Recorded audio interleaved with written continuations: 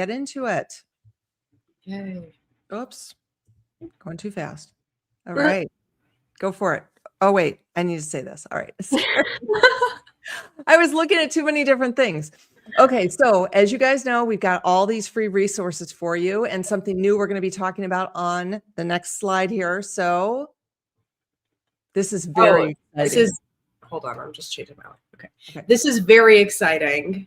We're very excited. So we're doing this new thing where Katie is going to take calls live on YouTube. Well, they won't be live on YouTube. Oh, okay, they won't be live. Well, but they'll be on YouTube, but they won't be live. YouTube. Yeah, so you can call in. You can either submit a form at this link here, askkatienow.com, or you can leave us a voicemail at this number. So we won't pick up this phone, but you can leave a voicemail and we're going to listen to all of them. We just get so many questions. We have hundreds and hundreds of questions that we get all the time. A lot of them are the same questions kind of over and over. And even with our lives, we really have to be selective about which questions we put in. So this is a way for you to have your questions answered in a long format. Ask basically any question you want about really anything real estate, right? Yeah. And so I did this actually, I've done 2 already where I'm recording it and it will be actually on YouTube. And I find when I'm talking to all of you one-on-one, it's a lot, I don't know, I get a lot more information back and forth because then I go deeper and we really get to like the whole crux of the problem and the issue. So I'm really excited about this. Hopefully our first video on this is going to be dropping. I'm going to hope tomorrow. So, but we need people. We need you guys just to, it'll be anonymous. Your picture won't be on there. It'll just be your voice. So kind of like a Ramsey show thing. Yeah, similar to that. So yeah. We're very excited. All right. So is it a buyer's market right now? So this is a good question about, it's hard to say. It depends. It depends on what market you're in. So in some markets, yes, it is. In some, it's not. Now, I just read an article from Redfin earlier that talked about how prices are the first time they've actually gone up a little bit in the last 7 months. And, that was interesting to me because I didn't know how that happened based upon my data from Florida and Chicago, and along with all of you sellers who were referring agents to. So I feel like I don't think it's a buyer's market. I think we're feeling the start. I'm sorry. I do think it's a buyer's market. I feel like we're starting that a little bit, the downslide. So it's hard to say exactly what's going on in your specific area. You need to talk to an agent on the ground. And I don't love just the national articles that talk at kind of a high level because it just, I think it skews it. I really think it skews it. So is it a buyer's market right now? I feel like it is, with one caveat. The sellers need to recognize it is. Otherwise, they're not going to reduce the prices. Yeah. Okay, so this was a house that somebody had asked me to look at about why has this home not been sold? And so, it is only what, Lisa, how expensive was this? Check right now. I think it was like $340 or something. $335. They just did a price cut. $335. Yeah. So it's, relatively well-priced home and it's got a lot of space. And so she asked, why is this home not sold yet? And so you can see it's not just the paint, right? It's kind of everything. So like, first of all, this picture should not be in there at all. This is a documenting picture. It does nothing for the home except to get people not to come into the home. You've got that big patch there on the back, and then you've got those hangers hanging there, and then you've got the chemicals up top. Like there's a scuff mark on the wall. Yeah, like what is the point of this picture? The angle's also pretty zoomed in. You can't really get a feel for like how big the room is. So like, it's not a great picture. What is the purpose of this room? This picture? Like, and of course this paint is not that big of a deal, but one thing I really noticed, you can see this carpet is stained. So that's just not keeping up with the way the house that it should be. It just does not look great. You can tell this is in very, very deferred condition, a lot of deferred maintenance. So I just want to see I it. will say one thing about the paint, like especially in this red room here, this kind of stuff, like the ceiling and the bottom part of the walls, the doors, like that's really in right now. And with a red color like that, it really takes away from like the positive features of this house. Like I want you to imagine if this red was actually white. I mean, don't you think like this would just look like perfectly modern? I mean, people love this style right now. So I think there's a lot you could do here without spending a ton of money to really make the house show better. But Absolutely. Now, the other thing somebody might say is, should you virtually stage this? And here's the problem is when you virtually stage and then you get somebody into the house and it feels like this, it's a huge, huge disappointment. So that is our thought on that. Yeah. All right. First question. I installed laminate flooring on my stairs, upstairs hallway, and most of downstairs. The 4 bedrooms upstairs had the original carpet from 1990. My realtor said I could replace them with carpet and not laminate to save money. Should I laminate the 4 bedrooms upstairs to make it consistent or put in new carpeting to save money? So this is if you are selling right now and it's not for yourself, I would put in the carpet. I'd put in whatever's cheaper. I don't love the fluffy carpet from Home Depot. Like the real cheap one. I'd like a low pile of some sort, but I'd go with carpet. I mean, and make sure it's not just like a cold gray. Yeah. Like and that's probably why your agent is suggesting carpet over laminate is because it's cheaper. I would definitely do the carpet. Absolutely. Absolutely. We have a question in the chat.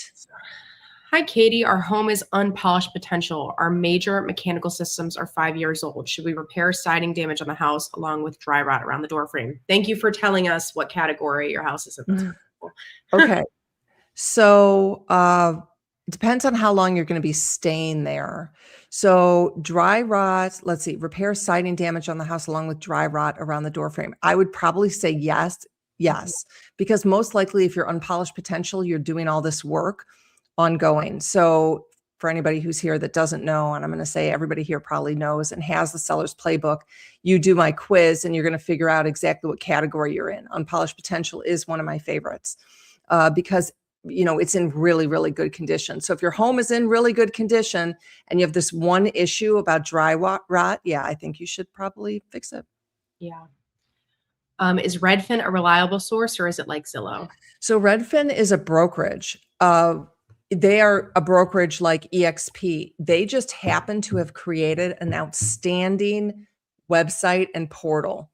So they're getting their data from the MLS just like Zillow is, but they're a brokerage. So I know Redfin is a brokerage, like they're my competitors, but sometimes they act like they're Zillow. So I would say we're all getting the same data. So is it a reliable source? They're doing their research and they're doing studies. So any economic trends, I assume, is going to be correct. Like I wouldn't say that they've skewed that necessarily, that article that I cited. Yeah. It also kind of just depends like what you're getting from it. Like if you're just going on there to look at a house, see like what price it might be valued at based on an algorithm, in that sense, like, yeah, it's probably accurate. They also offer like, you can get an agent from Redfin. That's totally different, but that goes more to like the brokerage side of it. Yeah. So it really depends on what you're getting from them. Okay. Next one. Yes. Ooh. Okay. I bought a new house that needs a lot of work. The kitchen is closed off. Hearing open concept is not a thing anymore. I need to make a decision on the layout. I understand it's really about what do I want to do, but I'm still wondering. So open concept is, I'm going to say it's not really a thing anymore. People still like open between the family room and the kitchen. Yeah. Open meaning like open to the second floor and the whole house is completely open because it gets really, really loud. So a new house, you just bought it. I want you to do what you want to do. Like, I don't want you to worry about the resale on it because you're going to do it yourselves. If you do not open it up, that could be a problem when you go to sell. But I will say, like, just from my perspective as a 24-year-old, like people that I know, my preference is not an open concept. Like, Mm. I would say that people Like a separate kitchen and family room? Mhm. Yeah. Like, people are really we're not into, like, the grays, we're not into, like, the laminate kind of flooring, like, we're into, like, older houses that are really, really high quality, and so, like, a return to that style is probably the direction eventually that I would see Mhm. buyers going, but that wouldn't happen for So 10 that's years. interesting. We've never talked about that before, have we? No, I don't think so. No. So, like, you would prefer, like, our kitchen to be closed off from the family room? Yeah, maybe, yeah. Really? Yeah, I think it would depend on, like, it would depend on each individual house, of course. If I were talking about, like, an if I were gonna have an open layout in my house, the only place I would have it would be the kitchen to the family room. Right. That No, would I understand that. Yeah. that would be Yep. the only place. But, like Katie was saying, like, the big, like, foyers or, like, the eating area with the kitchen, with the dining room, with it like, that altogether is way too much. Like, I would Interesting. Now she's 24, not married, does not have children yet. So, but this is very interesting because that goes into the video that I did about your kids don't want your stuff, but your grandkids might. I think we are going to see kind of like a turning back of people wanting the solid antique furniture because the new stuff is just garbage. It's cheap, it's expensive. And I feel like the younger people are more like, what's the word? Like bohemian type, kind of, like yeah, Ava, yeah, like my youngest, she's just very into the aesthetics, and like getting something that's feels good, that's means something, yeah, right? like, I would say I'm personally very into, like, character homes with a lot of character. I don't love, like, new construction houses. I like older houses, and I like, in general, things that are really, really high quality rather than things that are less expensive and lower quality. Mhm. And I would say that's pretty common for people in my generation, like, when it comes to houses.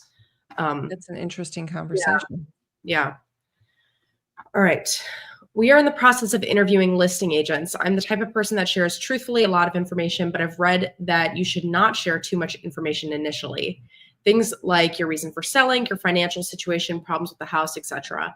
How forthcoming should you be during the initial interviewing process? So this is a good question. So I want you to think about this. You have 3 agents who are coming in to talk to you about your life, and they are sharing financial information with these 3 agents. You will not choose 2 of them. Are you okay with those 2 agents knowing your information? Like, that's what I would say is that, if you're in a dire financial situation, I would not share all of that with the agents that you're not choosing because they may have a buyer that they're going to bring to the house. So you have to keep in mind now they're supposed to keep all of that confidential, but I would be careful in what you say in your initial interview. Now, once you choose your agent, you need to be completely honest and real and authentic. And if you're having financial issues, you need to tell that agent. Now you can tell people why you're moving, but if it has to do with financial issues, you can say something like we're downsizing, we're just looking at our costs, something like that. That's not like we're having financial hardship. Yeah, So that's still true, but maybe not as yeah. impactful. Um, But you definitely want to tell your agent that you select everything you so have that to. they can guide you. Yeah, that's really important. All right.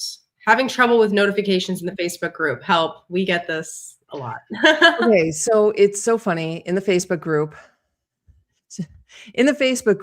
when I wasn't even getting notifications, and I'm like, if I'm not even getting notifications, like I know that everybody else is not always. You have to go onto the main screen, and then there are 3 dots to the right, and on the main screen of the Sell Your Home with Katie Spaniak, 3 dots. I probably should have put those up here. And then you click on that, and it's going to say notifications. So that's where you want the notifications to be. Okay. So sorry. Okay. What does your agent vetting process look like? How do I know I'm actually getting the best 2 to 3 agents in my location? I found somebody on my own that I think looks good, but you did not recommend them. Okay, so when we're referring agents, you guys don't necessarily know our process, but we do. Like we go deep and, sometimes it's easy. Sometimes we're like, these are the best agents in this area. But sometimes, Lisa will start the process and she'll be like, we got to get on a call. I can't figure this out. So I'm going to let Lisa talk a little bit about this one first. Yeah, so this really depends on the location. Like if you're in a place where there's a lot of good agents and we're kind of just choosing like who we think is the best fit for you personally based on your responses to the questions that we give, that's a little bit easier.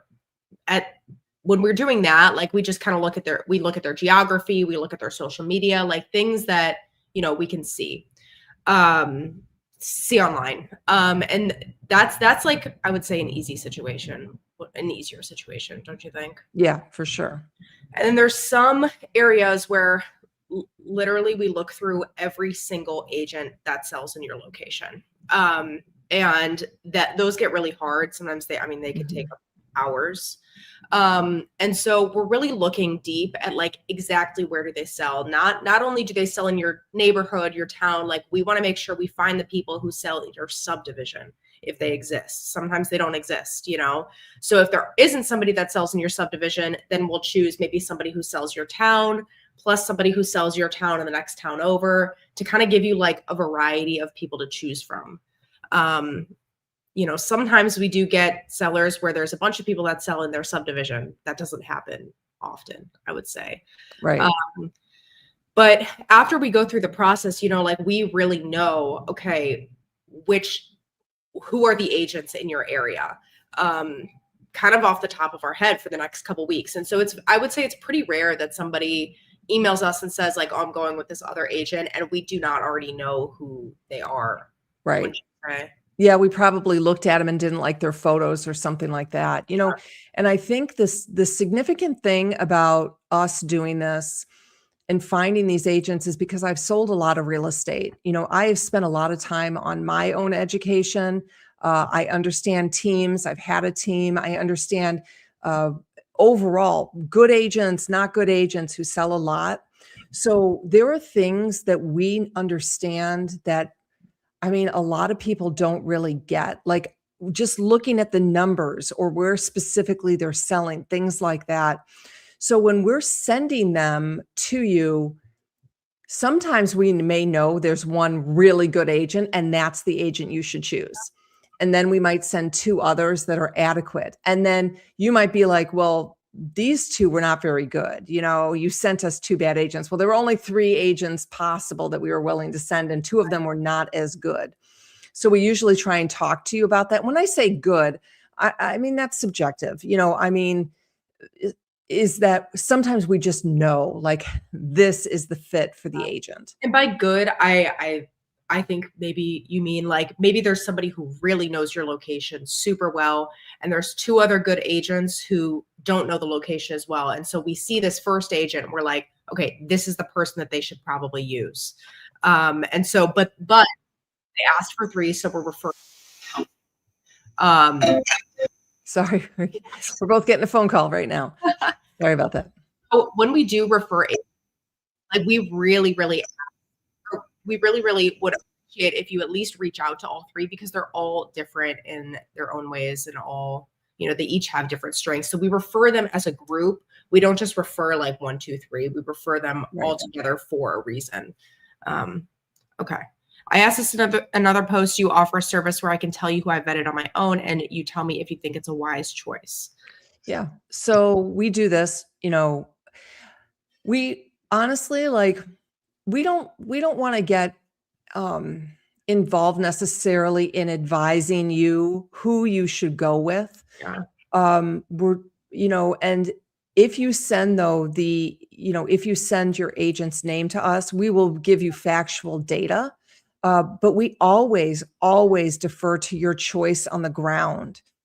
So we don't personally know a lot of these agents because we've not sat with them in a listing appointment. So when you send us the name of somebody, we will send you back factual information.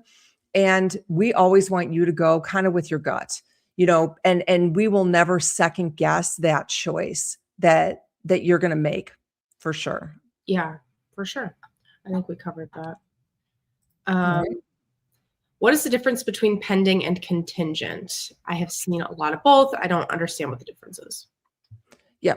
So contingent is when, and it depends on the market you're in. There may be variations depending on your market. Typically, contingent means you're under contract.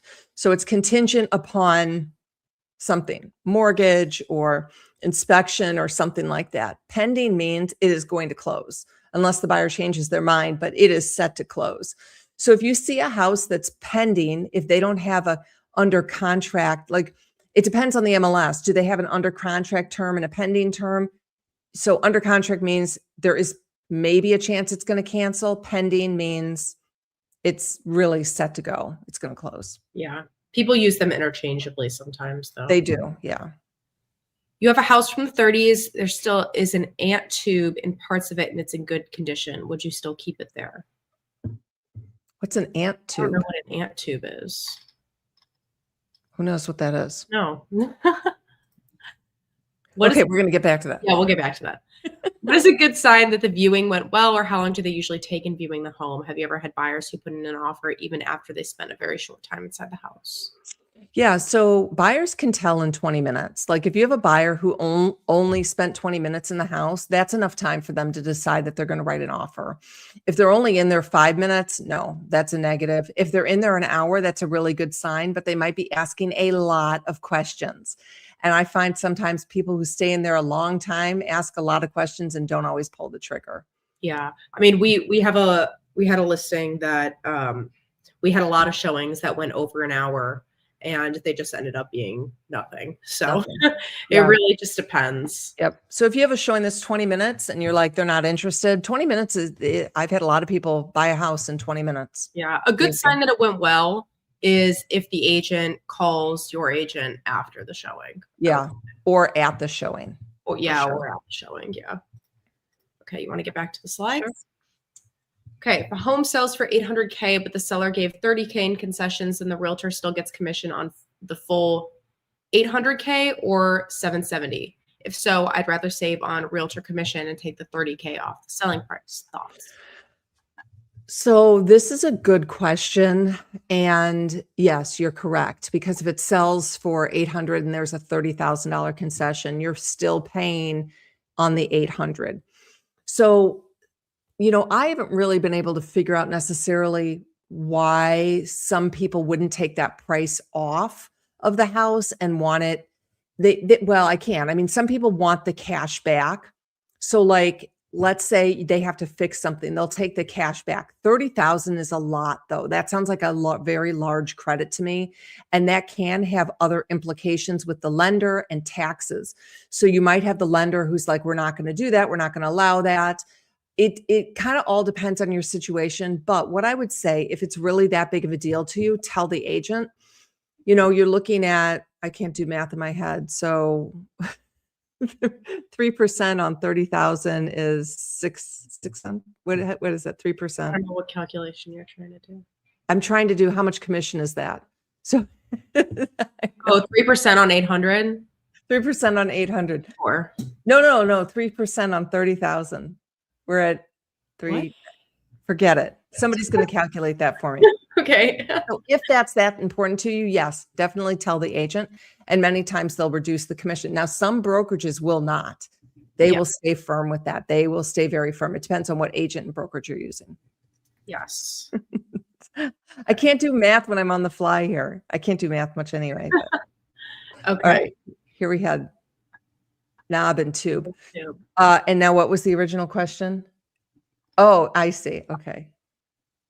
AI says, is a speaking tube that was used before the intercom system, or is a laundry chute or air? I got, okay.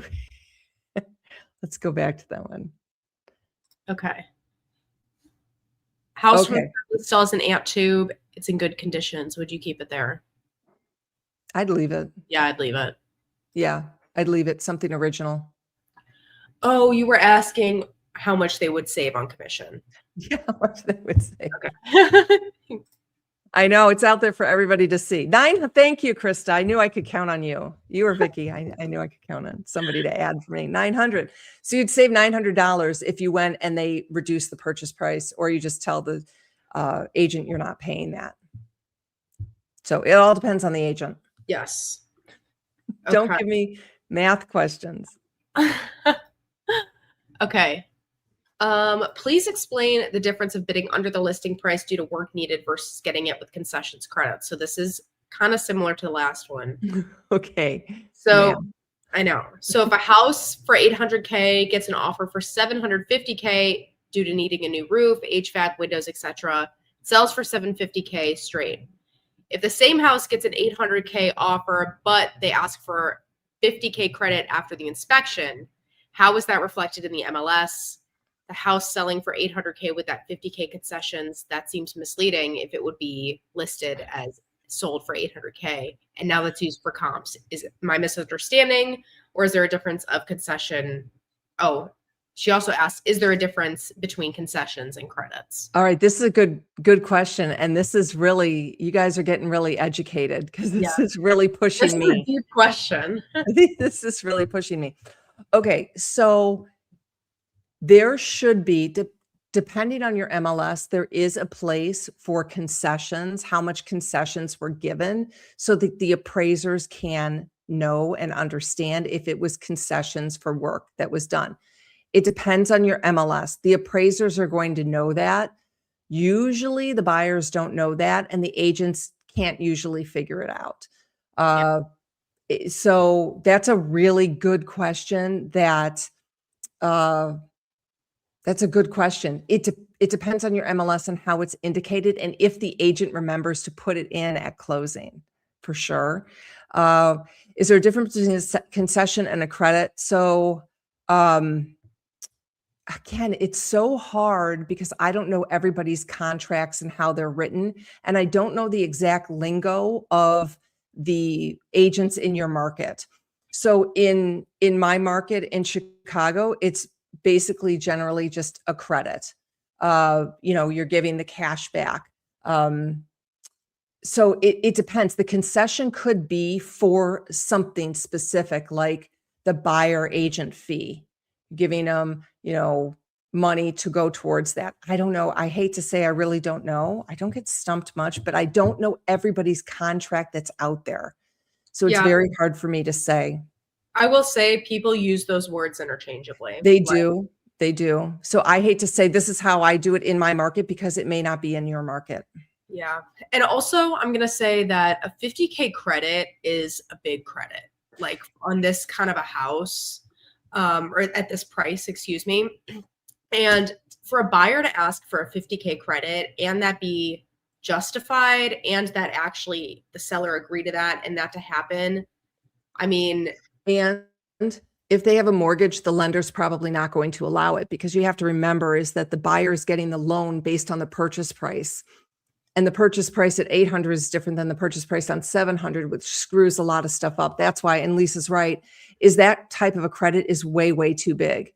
Like, I don't understand why, I've never really been able to figure out why cash buyers want cash back. They want a credit. Why not just reduce the purchase price of the house? That's because they're coming to the table with cash. Right. It's the people who are coming to the table with the mortgage and they might not have additional cash to do the work. Yeah. And also, like, if there's a buyer coming to the table, gives a full price offer intending to ask for credits, I mean, to the seller, Bad. right. I mean, it looks really bad. And I mean, there would probably be other like red flags, I would say, before that happens that would indicate to you that they might ask for something like that. Just additional information. Okay. Could you have a few months to close? If we put our home on the market before we buy another home, can we say we need a few months to close and hope we have another house to buy, wanting to see what we get? Yes, maybe. So most buyers are going to want to close within 90 days. Okay. Most buyers. Now, most buyers are usually going to want to close between 30 and 60. That's kind of like the average. but you can go up to 90. If your buyers have a mortgage, they have to lock in a rate. And so their rate cannot be locked in for over 90 days. Otherwise, there's a penalty. So again, it depends, but the real reality is that your buyers are not going to wait unless you list your home really, really low, and then you get a great offer on it. So and then they'll come back with a high offer on. They know, what am I trying to say, Lisa? They Like if you list your house low, then you'll Right. probably get multiple offers, and Right. some of them will probably be willing to wait for the closing that you want. That's exactly what I was trying to say. I was testing her. That's exactly what I was trying to say. So the reality is that it's going to be hard to do that. You can say you want to do that, but a buyer may not allow that. Yeah, and if you're trying to do something like this in general, it's just very important that you have an agent that you really trust and is going to be completely honest with you. Because timing buys and sells can be really difficult. And if you don't have an agent that really understands the market and is straightforward and honest with you about if the market is shifting, that could be really bad. So just Right. make sure that you have somebody that you really trust. And when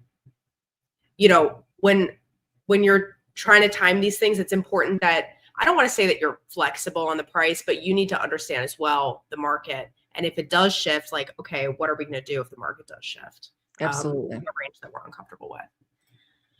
Okay. Oh, We missed that one. Yep. Yeah. Are there big differences between a price an agent lists a home for and an appraisal? We haven't done this question in a long time. Actually. Yeah. So Lewis, first of all, you can download my seller's playbook. I've got a lot of information in there about it. So there are two numbers you need to know, and that's the market value and the appraised value. And these are numbers that an agent should be able to estimate. So there's actually four numbers. There's the market value, the appraised value, the list price, and the price to sell now. You really want to know those four numbers. And so the market value, well, let's start with the appraised value. The appraised value is the number that an appraiser is going to put on the house. That is apples to apples, square footage, bedrooms, bathrooms, garage spaces, general location. So an appraiser is going to give that number, okay? Now, there's another number that's the market value. The market value is based on whether the market is going up or it's going to down. So if it is a market where inventory is going really, really quick, your market value, where the sellers are selling really quick, the market value is higher. But let's say what I'm feeling is right now, market value is probably lower than appraised value in many, many markets. So you have to understand that there's a lag. So those are the two numbers you need to know. A good agent would be able to do a strategy on this and then come up with the list price. And the list price is going to be somewhere in there to capitalize on both that market value and that appraised value. Now, the price to sell now is a number. I really do always recommend that you ask your agent, what is the price that my home will sell at right now? Like, I'm not going to do anything to it. If I need to sell it in a fire sale, what is that number? It doesn't mean you're going to list it at that number, but that's how you're going to get the agent to give you the bottom line truth on that house. And then okay, gosh, wow, that's really, really low. So now you're going up from there, and it's kind of it's an art. It's not a science. Yeah, and something I just want to add is sometimes we'll have people email us saying like, okay, they interviewed 3 agents and they got all these 3 different list prices. And then they talk to us about the comps and how some of the comps are 30K higher or, 30K lower or whatever. And I feel like what you said is very important, that the list price is not necessarily the price you're going to get for the house. It's not necessarily the market value. It's not necessarily what the house is truly like worth in this market, but it's the price that the agent knows would be attractive and what they think is going to bring in the highest price for the home, bring in the market value. Does that make sense? Yep. Mm-hmm.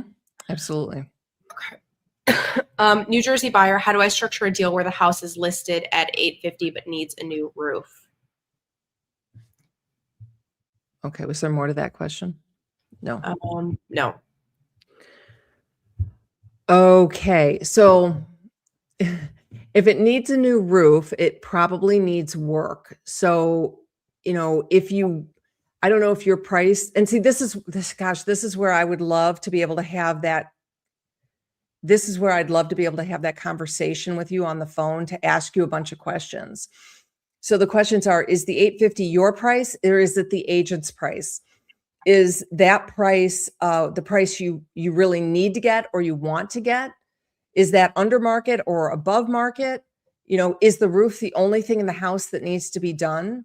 How bad is the roof? Is it leaking? Like, all these questions are things that I'm able to kind of figure out how to structure that conversation with you. Because if you want 850 and your roof is bad, I don't know if the house is actually worth 900 and the roof is bad. Right. If you're saying I want 850 because that's what I want, well, you might be in big trouble. So Yeah. there are a lot of questions that go with that, which is why I'd really love to have these conversations with people. Yeah. We'll put the number down there, askkatienow.com, or call 847-716-2461. Leave a message there for sure. Yeah. So I'd need a little bit more information on that. Oh, well, he's a buyer though. Oh, he's a buyer. Sorry. Okay. The house From the is seller's listed. New Jersey buyer. Yeah. Sorry. Okay. I just told you a seller as a buyer. Okay. So the house is 850. Again, I can ask you a lot of questions. Is that the price that it should be? Is that below market? Is that above market? Is the market going down? Is it going up? Will your mortgage company allow you to buy the house with a roof that's in bad shape? That's another question you need to know as well. Yeah. So what I would probably do, if it's listed at 850, it's 30,000 for the roof. It depends on if you have the money. You may not have the money. You may need the credit, like we talked about before, to do the roof. So if you're getting a mortgage, I don't know. So I would probably say, listen, I'll give you 800, you know, and knowing it needs a new roof. So that conversation comes in when you're making the offer. But then you have to remember, at inspection time, when it comes time to negotiate any inspection credits, you've already asked for the credits for the roof. So you are doing that knowing that the roof needs to be replaced. Yeah. I answered it for both. Sorry. Yeah. If a window leaked and it was fixed, does it need to be listed as a leaking window on the disclosure statement? This goes for anything else also. No. Mm-mm. So if something's been fixed, it does not have to be listed on the disclosure statement. Now, I say that with a quote around it, because let's say you had a leak in your basement 2 months ago and you fixed it. Okay. But maybe you haven't had a big storm since you fixed it. I would put that you are aware of no knowledge of leaks or anything like that. But then I would indicate in that box where it says, do you have any other comments, that you did have a leak 2 months ago, but then it's been repaired. Because what you don't want to have happen is for somebody to come back and sue you and then being like, well, you said it was repaired, or you didn't even tell us that it was there, that it was repaired, and it flooded 6 months later. And you could say, well, we didn't have any rain. They needed to know that. And it's a way of making sure that you are kind of off the hook for that. He said I had at least 2 large storms and no leaks. Yeah. So I would say, I mean, that's something different than a basement foundation leak. I would say you're fine. I'd say you're fine. I'm used to seeing walls that are either the same color or darker than the woodwork. Will it look odd if I paint my walls a slightly lighter color than the woodwork? The existing walls are quite dark and they need to be painted. I really don't want to have to pay someone to paint the ungodly amount of trim in this house, which is currently an ivory color. Yeah, I'd go with a light color. I think wood and light looks nice too. Yeah. For sure. She said that the house is between unpolished potential and surface shine. But some of the points are from stuff that can't be changed. So yeah. Yeah, in my seller's playbook, I got a bunch of colors. Now, these are colors if you're moving, but I actually like all the colors that I put in there. So you could go with one of those, and I think it'll look great. I think it'll open it up and brighten it up, especially if your house needs a little bit of work. Fresh coat of paint is always going to get you a return, always. Yeah, for sure. And it sounds like, I know you said that, you've maintained, replaced things that need to be replaced. So it sounds like you take good care of the house. So I think a new coat of paint in general would be great for the house. Okay. You want to head back to the slides? Okay. We're getting ready to sign with an agent recommended by you. Due to the agent having to pay your fee, does that still leave us room to negotiate on the commission, or would this be insulting?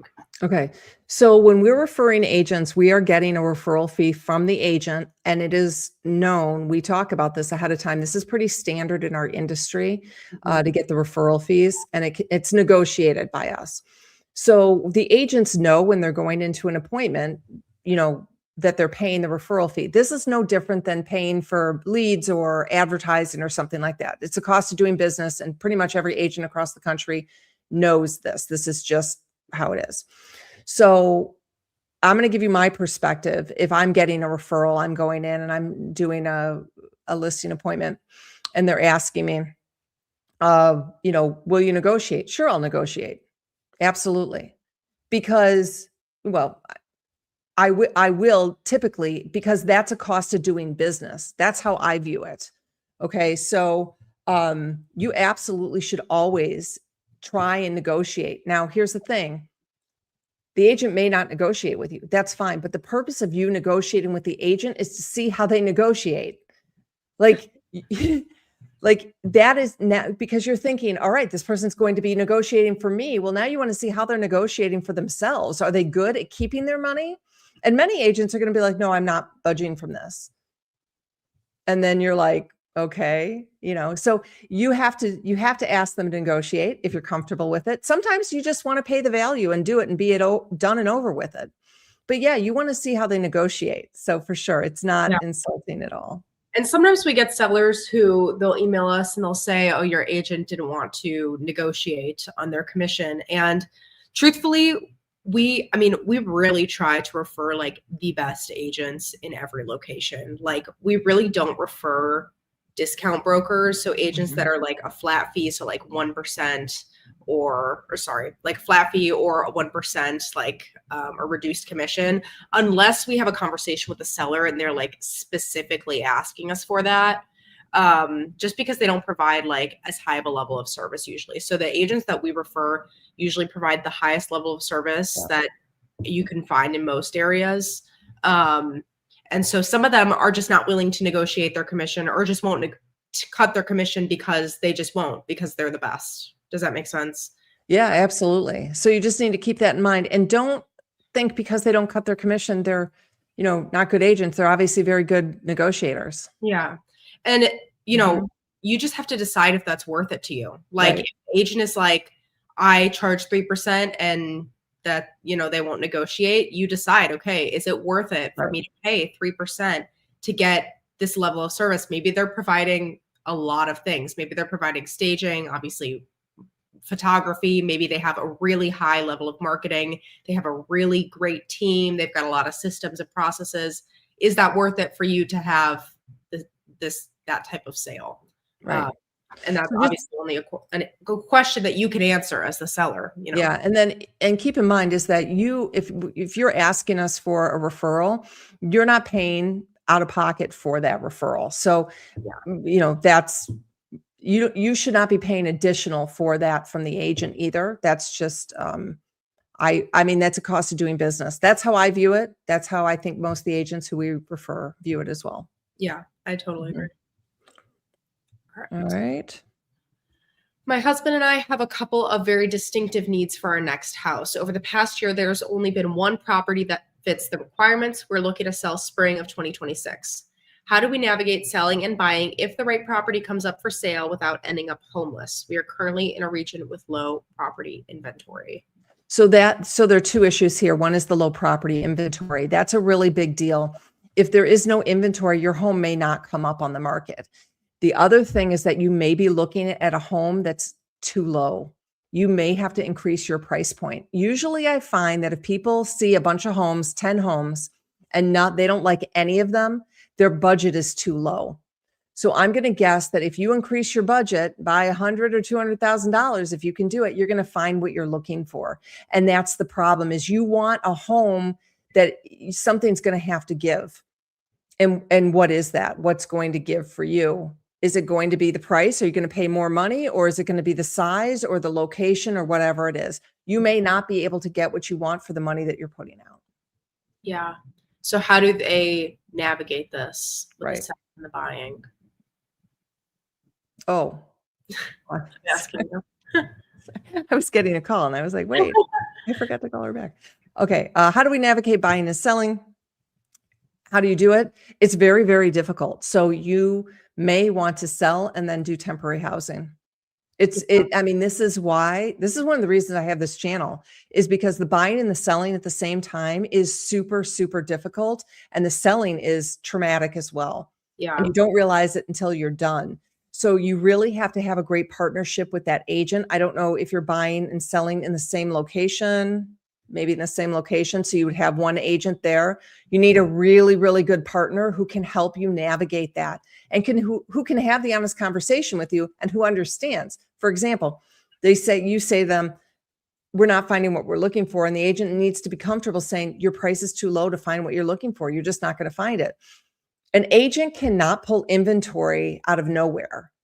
Like it just can't happen. The agent can only give you what is out there. So it's very difficult. I hope you're in my Facebook group. Yeah. And this came from the group. Mm-hmm. If you do find a house that you really like, well, I would say first, before you put your house on the market, you have to find something. Like if you put your house on the market thinking like, oh, I might find something, don't do that, especially in a low inventory market. If you do find something, you go under contract, you put your house on the market. Like I was mentioning before, you just have to be you have to have a very good relationship with your agent. And like you said, your agent has to be very honest with you. I mean, we had a seller buyer recently who the market was really, really like this. Like it was just really, it wasn't a ton of inventory. The prices were really high. And so they ended up paying probably like 150 over what they would have paid now, 200 over what they would have paid now. And right after we went under contract, we put their house on the market and the market shifted a lot. And so we had to reduce the price of their home that they were selling by $100,000. Yeah. And it was really tough because we had to do it fast because they were trying to do like both at the same time. So yeah, it's tough, but just make sure that you are fully understanding of like, okay, what could happen and talk that through with your agent. Right. Okay. Next one. Yeah. Okay. Tips on what wall-to-wall carpeting is best these days. We need to replace and don't have the option to use hard flooring on stairs and upstairs bedrooms because the downstairs has tile wood flooring that can't be nicely coordinated with. Like I said earlier, I don't love the cheap Home Depot gray carpet. I like something with a low pile, like a Berber. That can be a little more expensive though, but I just think that adds a lot of more luxury, to the upstairs. That's personally how I feel. I agree. Also, if you have like pets, a shag carpeting might not be the right direction to go, because it could just get really gross and then you'll have to replace it again before listing anyway. Okay. So that was right about an hour. Do you guys have any more questions for us? Put them in the chat. We're going to be finishing up here in a few minutes. So this is, as I said, all of our free resources. The Seller's Playbook is right there. You can go to sellerplaybook.com and see it. Find an agent. Go to katispaniak.com and you'll be able to fill out the form. Our Facebook group, you can either search Sell Your Home with Kati Spaniak on Facebook or use the QR code, or you can text us at these numbers if you can see this on screen. And of course, we want to make sure that you go to askkatienow.com, or you can call us, and I'd love to have an interview with you. You will not show your picture. We'll just talk it through, and I'll be able to have these honest conversations with you, answer these questions, especially if you really feel like you're struggling and you really, need some advice and need some help. I'd love to be able to talk you through it. Yeah, for sure. We do have another question. Okay. 2x2 area of carpet unraveled. What do I do?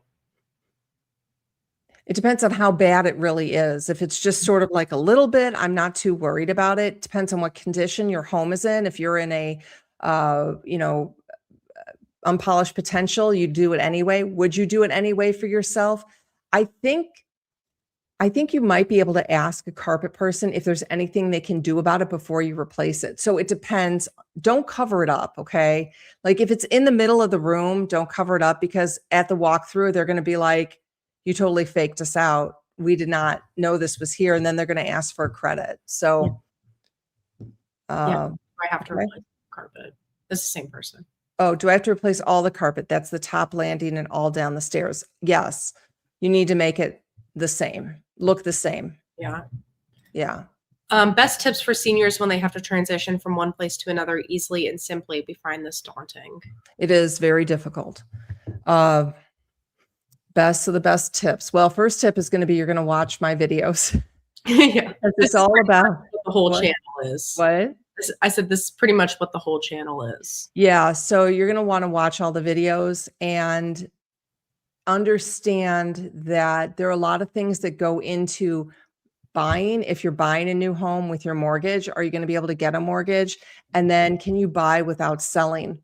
Those are the biggest main questions that you need to be able to answer. And then you have to find a great agent. You have to have a really good partner who's not pressuring you, who is a teammate, who is helping you through that. And I promise you, if you have a great partner, a great agent, it's going to be so much less daunting for you. For sure. I would also download the Seller's Playbook if you haven't already. There's a lot of good information there. And then Katie just posted a video about decluttering, and it's just got some good steps to tell you how to begin decluttering your home, especially if there's a lot of stuff in there. Just things that you can start doing every day for 10, 15 minutes that'll add up over time, so that when you do feel like, okay, I'm maybe ready to move, then you've already done a lot of the work for yourself. I have 3 videos specifically for people over 60, and they're in my playlist called Over 60. One is on decluttering, one is on buying, and one is on selling, how it's different now than it used to be. And we literally got this comment, I think, today from a seller talking about how things are so much different now than they were when they sold before. It's just so super different. And Chris says the decluttering video is great. Watch it on Monday. Thank you very much. I appreciate that. It's not one of our more popular videos. Yeah, but there's a lot of good, like, actionable advice in that video that you can actually do, like, starting today. So. Yeah, and it's mental stuff. It's not like physical. It's not like you have to get up and do anything. It's talking about what are you going to do with it, and it gives you a plan and a path. So watch the decluttering video. I thought it was going to go over well. I know. We thought it was going to do better than it did, but yeah. I liked it. Lisa liked it. I thought it was really good, but I'm biased. So, okay. Any advice for selling an old 1903 multi-unit rental property with a great location in a college town, but has not been occupied in 10 years? We're helping our elderly parents. The house is located 2-hour drive away. Well, that sounds neat. Yeah. Got to get a great agent. Yeah. You've got to get an agent that really, really, really knows that market very, very tight. That's somebody specifically that if you reach out to us, we will look to make sure that agent has done that type of work in that area, and knows. Like there are some agents, like for example, in my hometown in Chicago, like I can comp a home, I can do comparables on a home without even going into it, just looking at the photos. Because I grew up there, I know that area. And so that's what we would try and find for you, somebody that knows it inside and out. So you've got to get a great agent. Yeah, when you're choosing an agent, like I would definitely get somebody who specializes in multi-unit properties, like, because there might be an agent that's like, oh yeah, I can do that. But maybe they're really good at like residential single family home type of real estate, but maybe they haven't had a lot of experience doing like multi-unit rentals. So just make sure you have somebody that really specializes in like commercial real estate. For sure. We went to the open house of an agent we were considering. We liked him, but it put me off that the trash can in the bathroom was not dumped. Lazy or seller responsibility? That's a good question, Audrey. Thank you. That's the seller's responsibility. Remember, and this is another video I did, the product of the house is the seller, okay, the way it's positioned. Now, I don't know if there was gross stuff in the trash can. Like if that's maybe the agent didn't see that. If we had seen that, we probably would have tried to cover it up or hide it.